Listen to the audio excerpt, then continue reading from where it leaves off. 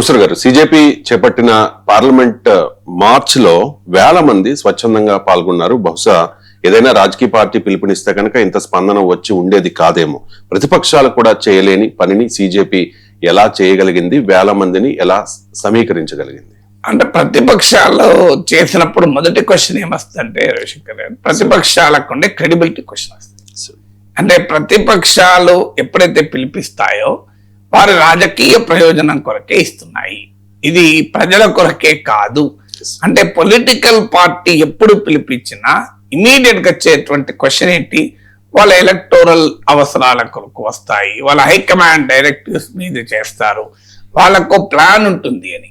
అంటే ప్రజలు రాజకీయ పార్టీల నిరసనల పైన ఒక పించ్ ఆఫ్ సాల్ట్ కాదు, లారీ లోడ్ ఆఫ్ సాల్ట్ తో ఆలోచిస్తారు. వీళ్ళు ఏ ఉద్దేశం, మా కొరకు కాదు వాళ్ళ కొరకు చేస్తున్నారు, మా ఇష్యూని ఉపయోగించుకుంటున్నారు అని.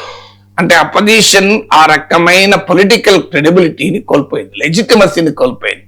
ఇది మొదటిగా ఉండాల్సిన సమస్య. రెండవది ఏంటంటే అపోజిషన్ పార్టీస్ ఈ మూమెంట్లను నిర్వహించేటువంటి తీరు కూడా చూస్తే మనం వాళ్ళ ఎలక్టోరల్ సైకిల్స్ కు అనుగుణంగా, వాళ్ళ హైకమాండ్ ఆదేశాలకు అనుగుణంగా, వాళ్ళ రాజకీయ అవసరాలకు అనుగుణంగా నినాదాలు మారుస్తుంటారు. ఇప్పుడు మీకు పేపర్ లీక్స్ పైన ఒక పొలిటికల్ పార్టీ మీటింగ్ పెడితే దాంట్లో రాజకీయ ఉపన్యాసాలు ఇస్తారు, దాంట్లో రామ్ టెంపుల్ పట్టుకొస్తారు, దాంట్లో ఇక వాళ్ళ తోచిన అన్ని పట్టుకొస్తారు, అవసరం ఉన్నాయన్ని అవసరం లేని అన్ని. ఎందుకంటే వాళ్ళ ఎజెండా వేరుంటుంది. అంటే ఇష్యూ ఎజెండా దాటి మీరు ఏ పొలిటికల్ పార్టీ ప్రొటెస్ట్ చూడండి, వాళ్ళ రైతుల మీద జరగని ఉద్యమం అది వాళ్ళ రైతులను తక్కువ మాట్లాడతారు, రాజకీయాలు ఎక్కువ మాట్లాడుకుంటారు. మీరు ఏదైనా తీయండి, అంటే మీకు స్టూడెంట్స్ ఇష్యూస్ మీద, మీకు నిరుద్యోగ సమస్య పైన ర్యాలీ చేయండి, నిరుద్యోగం తక్కువ మాట్లాడతారు, రాజకీయం ఎక్కువ మాట్లాడతారు. సో అందువల్ల ఈ పొలిటికల్ ఎజెండాను రుద్దేటువంటి ప్రయత్నం రాజకీయ పార్టీలు చేయడం వల్ల యూత్ దూరం అవుతారు.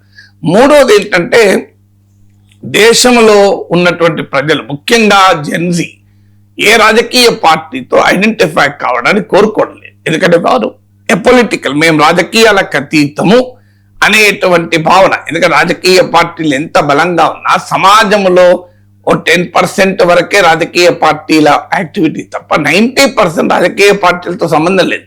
ఎలక్షన్స్ అప్పుడు వాళ్ళ రాజకీయ పార్టీలకు ఓటేయచ్చు, కానీ మీరు అన్ని పార్టీల సభ్యత్వం తీయండి, మీరు ఎంత పర్సెంటేజ్ ఉంటుంది రియల్ సభ్యత్వం, వాళ్ళు రాసుకున్న సభ్యత్వం కాదు. రాసుకున్న సభ్యత్వం తీస్తే భారతదేశ జనాభా దాటిపోతుంది. ఆల్ పార్టీస్ మెంబర్షిప్ కనుక మీరు టోటల్ వేస్తే నా అంచనా దేశ జనాభా దాటిపోయినా ఆశ్చర్యపడవలసిన లేదు. సో అందువల్ల, కానీ మీకు రియల్ ట్రూ పార్టీ యాక్టివిస్టులను తీసుకుంటే అన్ని పార్టీల యాక్టివిస్టులు కూడా లెస్ దెన్ 10%, లెస్ 10 కూడా కాదు, 5% కూడా ఉండరు. ఈవెన్ యాక్టివిస్టులు, సానుభూతి పనులు, ఒక పేపర్ల మీద రెసిప్ట్లో చింపిన కేసులు పక్కకు పెడితే, ఎందుకంటే పొలిటికల్ పార్టీస్ తో మేము ఐడెంటిఫై కావడం రాజకీయ యూత్ కు ఇష్టం లేదు. అందువల్ల అది మూడవ కారణం. మాకంటే ఏదో పదవుల కొరకు దీని కొరకు మేము చేయడం లేదు అనేది మూడు. నాలుగవది ప్రభుత్వానికి కూడా సులభం అయిపోతుంది. అంటే మీరు గతంలో మీ ప్రభుత్వం ఉన్నప్పుడు ఏం చేశారు, మీ ప్రభుత్వంలో పేపర్ లీకులు జరగలేదా, మీరు అధికారంలో ఉన్న రాష్ట్రంలో పేపర్ లీకులు జరగడం లేదా అనేటువంటి చర్చ ముందుకు వస్తుంది. ఐదవది ప్రత్యర్థి నుంచి దాడి సులభం అవుతుంది. ఇవాళ మీరు చూడండి, మీకు జెన్జీ ప్రొటెస్ట్లు జరుగుతున్న వేళ నరేంద్ర మోడీ స్టేట్మెంట్ ఏంటి, నేను స్కై రూట్ క్యాంపస్కి వెళ్ళాను, అక్కడ వాళ్ళ టీం ఎవరేజ్ వయస్సు 28 years, నేను 56 ఏళ్ల యువకుల గురించి మాట్లాడతలేదు అన్నాడు. సంబంధం ఏమైనా ఉందా?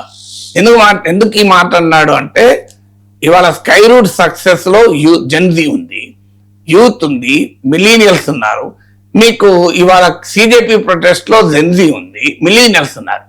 ఈ కంపారిజన్ ఎక్కడ వస్తుందో అనే అనుమానంతో దాన్ని పొలిటికల్ యాంగిల్ ఇచ్చేటువంటి ప్రయత్నం మోడీ చేశారు. అంటే ప్రతిపక్ష పార్టీలను, దేశద్రోహులను, పాకిస్తాన్ ఏజెంట్లను, చైనా ఏజెంట్లను, అర్బన్ నక్సలైట్లను, తీవ్రవాద అనుకూలమను, ముస్లిం అపీజ్మెంట్ అను ఇలా బ్లేమ్ చేయడం సులభం. హిందూ వ్యతిరేకులను ఇలా ముద్రలు వేసేసి వారిని జనం నుంచి దూరం చేసే ప్రయత్నం చేస్తారు. కాంగ్రెస్ జనతా పార్టీ నాయకత్వంపై కూడా ఈ ప్రయత్నాలు జరిగాయి, కానీ ఇక్కడ నాయకులు ముఖ్యం కాదు. ఇక్కడ సోనం వాంగ్చుక్, అబ్జద్ దీప్కేనా, మరొకరా కాదు, జనం తమంతట తాముగానే జనం ఇది జనమే నాయకులు. నువ్వు ఎవరిని బ్లేమ్ చేస్తావు? ఆ బ్లేమ్ చేయలేనటువంటి ఒక పరిస్థితిని తీసుకొచ్చారు కదా. ఆరవది ఏమవుతుందంటే రాజకీయ పార్టీలకు సింగిల్ ఎజెండా ఉండదు. ఇప్పుడు మీరు ఇది గమనిస్తే దాదాపు 4 రోజులు దాటిపోయినట్టుంది. ఇదే అంశం పైన సస్టైన్డ్ ప్రొటెస్ట్ నడుస్తున్నాయి. మీకు పొలిటికల్ పార్టీకి అలా ఉండదు కదా. ఇప్పుడు మీకు ఈ పేపర్ లీక్ పైనే 1 month మూవ్మెంట్ నడుపుతారు రాజకీయ పార్టీలు. ఎందుకు నడపవు అంటే ఈ లోపల వాళ్ళకి స్పెషల్ ఇంటెన్సివ్ రివిజన్ ముఖ్యమవుతుంది, వాళ్ళకి రామ మందిరంలో దొంగతనాలు ముఖ్యమవుతుంది, వాళ్ళకి ఇతర ఇష్యూస్ ముందుకు వస్తాయి. అంటే వారికి రాజకీయ పార్టీకి సింగిల్ ఎజెండా ఉండదు. రాజకీయ పార్టీకి రకరకాల ఇష్యూస్ ఉంటాయి కనుక వారి ఆ రకరకాల ఇష్యూస్ వల్ల వాళ్ళ పొలిటికల్ ప్రియారిటీస్ మారిపోతాయి. ఇవాళ పేపర్ లీస్ ప్రియారిటీ ఉండొచ్చు, వారం రోజులు 4 రోజులు 10 రోజులు దాని మీద నడుపుతారు, వెంటనే మళ్ళీ ప్రియారిటీ మారిపోతుంది. మీకు ఇంకో తర్వాత అదొక 1 week నడుపుతారు, మళ్ళీ ప్రియారిటీ మారిపోతుంది. వీరికి ఈ యూత్ మూవ్మెంట్ సింగిల్ ప్రియారిటీ. మీకు ఇప్పుడు వీళ్ళు నిన్న మీరు పేపర్ లీక్స్ నుంచి మాట్లాడారు, పొలిటికల్ అకౌంటబిలిటీ నుంచి మాట్లాడారు తప్ప మీరు రామ మందిరంలో విరాళాల దొంగతనాల గురించి ఎవరు ఉపన్యాసాలు ఇవ్వలే కదా. అందువల్ల పొలిటికల్ పార్టీస్ ఎంటర్ అయినప్పుడు వారి ప్రియారిటీస్ రోజు రోజుకు మారుతూ ఉంటాయి కనుక రాజకీయ పార్టీలు ఈ స్థాయిలో మూమెంట్ నడపలేదు. తర్వాత ప్రభుత్వాలు కూడా రాజకీయ పార్టీల ప్రత్యర్థుల్ని వారిని మీద నిర్బంధ కాండ కూడా ఉండొచ్చు. న్యూట్రల్ గా జనం వచ్చినప్పుడు తమను ప్రభుత్వాలు అంతగా నిర్బంధం ఉండకపోవచ్చు అనే భావన కావచ్చు. రీజన్స్ ఏమైనా మీరు అన్నమాన్ని ప్రతిపక్ష పార్టీలు కూడా ఈ ఇష్యూ పైన ఈ స్థాయిలో సమీకరించలేకపోయింది. ఒక యూత్ మూవ్మెంట్, ఒక స్పాంటేనియస్ యూత్ మూవ్మెంట్ సాధించగలిగింది. అంటే ఈ నిరసనల్ని ప్రభుత్వం డీల్ చేసిన తీరు ఏ రకంగా ఉంది సార్? ఫస్ట్ గా డీల్ చేసిన దాంట్లో లోపం ఏంటి అంటే ఈ నిరసనలను డీల్ చేయడంలో ఇప్పుడు నిన్న జేపీ నడ్డా సమావేశమయ్యారు. నిన్న ఇంకా నయం ధర్మేంద్ర ప్రధాన్ తో చర్చలను పెట్టలేదు, బతికిచ్చారు. బహుశా కాంగ్రెస్ పాటు ఒప్పుకునేది కాదు, అందుకే తెలివిగా జేపీ నడ్డా పెట్టారు. జేపీ నడ్డా అయితే వివాదరహితుడు, సౌమ్యుడు, విద్యావంతుడు, చాలా డీసెంట్ జెంటిల్మెన్. నేను పర్సనల్ గా కూడా పరిచయం కనుక మా ఇంట్లో 1/2 hour ఉన్నారు. నేను seen him, I talk to him కనుక చెప్తున్నా. ఇది వండర్ఫుల్ హ్యూమన్ బీయింగ్, అందులో డౌట్ లేదు. జేపీ నడ్డా ఇది వెరీ డీసెంట్ హ్యూమన్ బీయింగ్. అందుకే మీరు ప్రతిపక్షాలకు కూడా జేపీ నడ్డా పైన తీవ్రమైన విమర్శలు చేసిన ఉదాహరణలు కనబడవు, మీరు గమనించండి. ఆయన పైన ఏ ఆరోపణలు చేయవు. అందువల్ల ప్రభుత్వం వ్యూహాత్మకంగా జేపీ నడ్డాను ముందు పెట్టారు. సో ఆ మేరకు వ్యూహం కరెక్ట్. కానీ ఎందుకంటే ఎప్పుడైనా చర్చలకు వెళ్ళేటప్పుడు కాన్ఫ్రంటేషన్ చర్చలు పెట్టారు. చర్చలకు మీకు శ్రీకృష్ణుని పంపించారు తప్ప భీముని పంపలేదు కదా. శ్రీకృష్ణుడు రాయబారానికి పంపారు, భీముని పంపుంటే ఏం చేస్తాడు, దుర్యోధనుడిని గద్దతో మోది 4 సంది వచ్చేటాడు. సో అందువల్ల చర్చలకు కూడా ఎవరు పంపాలి అంటే కాస్త సౌమ్యంగా ఘర్షణ పడిన వ్యక్తిని పంపాలి. ఆ మేరకు మోడీ ప్రభుత్వం చాలా తెలివిగా వ్యవహరించింది. కానీ ఈ పని ఎప్పుడో చేయాలి కదా, ఇవాళ కొత్తగా స్టార్ట్ అయిన మూమెంట్ కాదు కదా. 22 రోజులుగా ఈ నిరాహార దీక్షలు జరుగుతున్నాయి కదా. మీకు సోనం వాంగ్చుక్ ఆరోగ్య పరిస్థితి క్షీణిస్తున్నా కూడా ప్రభుత్వం పట్టించుకోలేదు కదా. ఆఖరికి కోర్టు ఇంటర్వ్యూన్ అయితే తప్ప ఆయన ప్రాణాలకు కాపాడటానికి ముందుకు రాలేదు కదా. పోతపోయిన ప్రాణాలు అనే టైప్ లో ఆలోచించారు కదా. అలా మీకు కంప్లీట్ గా ఇష్యూ ఇవాళ కాదు కదా. నీట్ పేపర్ లీక్ అయిన తెల్లారి నుంచి ఈ చర్చ నడుస్తున్నా కూడా ధర్మేంద్ర ప్రధాన్ మోడీ వెనక్కేసుకొచ్చాడు. ఆయన బర్త్డే రోజు ధర్మేంద్ర ప్రధాన్ కొనియాడుతూ పొగుడుతూ చాలా గొప్ప కృషి చేస్తున్నాడు విద్యారంగానికి అని ఆయన పొగుడుతూ ట్వీట్ కూడా చేశారు. అంటే మీరు ఎవరేమన్నా నేను మా వాళ్ళని డిఫెండ్ చేసుకుంటానని. ఇప్పుడు 22 రోజుల తర్వాత అనివార్యమైంది కదా, చివరికి చర్చలు జరప తప్పలేదు కదా. మీరు చూస్తూ ఉండండి, ఇంకొన్ని రోజుల్లో ఈ మూమెంట్ ఇప్పుడు ఆల్రెడీ కాంగ్రెస్ జనతా పార్టీ ప్రకటించింది, మా ప్రొటెస్ట్లు కొనసాగుతాయి, ఈవెన్ పార్లమెంట్ మార్చ్ కూడా కొనసాగుతాయి అన్నారు. చూడాలి, ఖచ్చితంగా చెప్తున్నా ధర్మేంద్ర ప్రధాన్ మోడీ తీసేస్తాడు. మీరు చూడండి ఇవాళ ఈ ప్రొటెస్ట్, ప్రొవైడెడ్ ఈ ప్రొటెస్ట్ ఇలాగే ఉంటే, ఈ మొమెంటం నిర్వీర్యం అయితే చెప్పలేను, కానీ ఈ మొమెంటం కంటిన్యూ అయితే మీరు రాసి పెట్టుకోండి, జూలై 21, 2026 చెప్తున్నాను, ధర్మేంద్ర ప్రధాన్ పదవిలో ఉండడు, తీసి పడేస్తారు.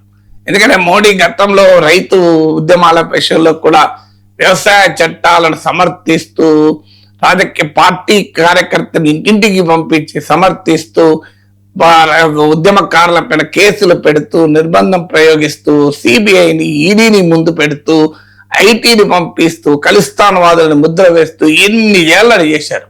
అయినా రైతు ఉద్యమం ఆగలేదు. ఏం జరిగింది, మోడీని ఒక రోజు వచ్చి క్షమాపణ కోరాడు. మీరు చూడండి, ఇప్పుడు కూడా మోడీ మళ్ళీ యువతను క్షమించమని కోరుతూ మీ ఆగ్రహాన్ని నేను పూర్తిగా అర్థం చేసుకోలేకపోయాను, మీ అసంతృప్తిని నేను పూర్తిగా పసిగట్టలేకపోయాను, అయినా నాకు మీరు ముఖ్యము, రాజకీయాలు ముఖ్యం కాదు అని చెప్పి స్టేట్మెంట్ ఇచ్చి ధర్మేంద్ర ప్రధాన్ తీసి బయటపడేస్తారు. జరగండి. కానీ సమస్య టూ లేట్ కదా. మీకు అప్పుడు నచ్చింది కావచ్చు, ఇప్పుడు నడవదు. ఎందుకంటే ఇది ప్రజలు చూశారు మీకు ఇన్ని రోజుల పాటు. సో ఇంత పెద్ద ఎత్తున నిరసన అయ్యేంత వరకు ప్రభుత్వం ఏమైంది అనేది క్వశ్చన్. ఎందుకు మరి డీల్ చేయలేకపోయింది, చర్చలు ఎందుకు జరపలేకపోయింది అని ప్రభుత్వానికి అంచనా కూడా ఉన్నట్టు లేదు. అంటే ఇది ఏదో పొలిటికల్ సటైర్, ఇదొక మీము, దీనికి అంత సీన్ ఉంటుందా, ఈ అబ్జదీప్ కి ఏంటి, ఇదికేం చరిత్ర లేదు, ఇది ఏం పెద్ద ఉద్యమం అవుతుంది అని సాధారణంగా బీజేపీకి ఉన్న ప్రత్యేకత అంటే ఇయర్స్ టు ద గ్రౌండ్ అంటారు. బీజేపీకి ఉన్న గొప్ప స్ట్రెంగ్త్ ఏంటి అంటే ప్రజల్లో వచ్చేటువంటి అభిప్రాయాల్ని ఖచ్చితంగా గేజ్ చేయగలుగుతుంది. అందుకే మీకు వ్యవసాయ చట్టాల పైన వెనక్కు వచ్చి క్షమాపణ చెప్పి విత్డ్రా చేసుకున్నాడు మోడీ. ఎందుకంటే ప్రజల బీజేపీకి ఉన్న అడ్వాంటేజ్ ఆర్ఎస్ఎస్ పరివారం ఉండడం వల్ల వారు ఎప్పటికప్పుడు సమాజంలో ప్రజలు ఏమనుకుంటున్నారనే ఫీడ్బ్యాక్ ఇస్తూ ఉంటారు. మరి ఈ కాక్రోచ్ జనతా పార్టీ ఫినామిన్ పైన సంఘ్ పరివార్ నుంచి ఫీడ్బ్యాక్ రాలేదా, వచ్చినా మోడీ పట్టించుకోలేదా మనకు తెలియదు. కానీ ఖచ్చితంగా మోడీ ప్రభుత్వం, Bharatiya Janata party youth anger ను సరిగా అంచనా వేయలేకపోయింది. వాస్తవంగా ఈ యూత్ అంతా కూడా బీజేపీ కోర్ ఎలక్టోరల్ కాన్స్టిట్యున్సీ. బహుశా మా వారే కదా మాకు వ్యతిరేకంగా స్పందిస్తారా అనే అతి విశ్వాసమే ఉండవచ్చు. ఎందుకంటే యూత్, యంగ్ ఓటర్ బీజేపీకి ఓటు వేస్తారు ఈ 3 ఎన్నికల్లో. వీళ్ళంతా కూడా ఎడ్యుకేటెడ్ మిడిల్ క్లాస్, ప్రధానంగా మిడిల్ క్లాస్ పేరెంట్స్, వాళ్ళంతా బీజేపీకి ఓటు వేశారు. సో మా వాళ్ళే కదా అనుకోవచ్చు. లేదా ఒక ఏదో హిందుత్వతోనో నేషనలిజంతోనో పాకిస్తాన్ పేరు చెప్పో, చైనా పేరు చెప్పో మేము వీళ్ళని కంట్రోల్ చేయగలం అనుకోవచ్చు. లేదా వీళ్ళని దేశద్రోహులను ముద్ర వేస్తూ, అర్బన్ నక్సలైట్లను ముద్ర వేస్తూ, హిందూ ద్రోహులను ముద్ర వేస్తూ మేము కంట్రోల్ చేయగలం అనే అతి నమ్మకం ఉండొచ్చు. కారణాలు ఏదైనా BJP fail to anticipate the gravity of the issue. Gravity ఇన్ని వేల మంది వస్తారు అనేటువంటి అంచనా కూడా ఉన్నట్టుగా లేదు. ఇక బల ప్రయోగం లేకుండా, యూజ్ ఆఫ్ ఫోర్స్ లేకుండా వీటిని కంట్రోల్ చేయడం ఎలా అనేది మీకు బీజేపీకి ఉన్న ప్రత్యేకత ఏంటంటే ఇంతకన్నా పెద్ద పెద్ద ప్రొటెస్ట్లను కూడా చాలా సమర్థవంతంగా మోడీ ప్రభుత్వం హ్యాండిల్ చేసిన చరిత్ర కూడా ఉంది. ఎందుకు లీగల్ కోర్టుల ద్వారానో, ఇంటర్వెన్షన్ ద్వారానో, భారీ ఎత్తున పోలీస్ ఫోర్స్ ద్వారానో, లేదా ఒక నరేటివ్ బిల్డింగ్. ఇప్పుడు సిటిజన్షిప్ అమెండ్మెంట్ యాక్ట్ ఉంది, అది వెంటనే దేశద్రోహం ఉద్యమము, అది మైనారిటీల ఉద్యమము, అది మీకు ముస్లిం సంతుష్టీకరణ రాజకీయ ఉద్యమము అని దాన్ని, అది విదేశీయులను చొరబాటుదారులను సమర్థించే ఉద్యమం అని ముద్ర వేసి అటాక్ ఆపగలిగింది, రెసిస్ట్ చేయగలిగింది. రైతు ఉద్యమానికి కూడా అలాగే ఖలిస్తాన్ ఉద్యమం అని చెప్పి రెసిస్ట్ చేయగలిగింది. కానీ ఇక్కడ ఏ రెసిస్టెన్స్ పనిచేయలేదు. మీకు బీజేపీ ఎత్తుగడలు, నరేటివ్ బిల్డింగ్ కావచ్చు, వారి అడ్మినిస్ట్రేటివ్ ఎఫిషియన్సీ కావచ్చు, వాళ్ళ లీగల్ టూల్స్ కావచ్చు, లేదా ఆఖరికి వాళ్ళ యూజ్ ఆఫ్ ఫోర్స్ కావచ్చు, ఇవేవి పని చేయలేకపోయాయి. అందువల్ల మీకు ఈ ఉద్యమానికి ఉండే పొలిటికల్ గ్రావిటీని అర్థం చేసుకోలేకపోవడమే బీజేపీ హ్యాండిల్ చేసిన దాంట్లో చాలా పెద్ద పొరపాటు. దీనికి ఖచ్చితంగా బీజేపీ ఏదో రూపంలో మూల్యం చెల్లించుకోవాల్సి ఉంటుంది. వెంటనే ఎలక్టోరల్ ఇంపాక్ట్ ఉండదు కదా అనే నమ్మకం బీజేపీకి ఉంటే ఉండొచ్చు. కానీ ప్రతి ఒక్కటి ఎలక్టోరల్ ఇంపాక్ట్ యాంగిల్లోనే చూడకూడదు కదా. ఒక్కసారి ప్రజల్లో ప్రభుత్వం పైన అసంతృప్తి పెరిగితే అది ఎక్కడికి పోతుందో ఎవరు చెప్పలేరు. ఒక్కసారి ప్రభుత్వం పట్ల ఫియర్ పోతే ప్రజలు నిరసన జరపడానికి వెనుకాడరు. సో అందువల్ల ఇట్స్ ఎ బిగ్ ఛాలెంజ్. బహుశా మోడీ ప్రభుత్వం ఈ 12 ఏళ్లలో ఇంత పెద్ద ఛాలెంజ్ ను ఎప్పుడు ఎదుర్కోలేదు. అందువల్ల it is a biggest political challenge in the history of Modi regime.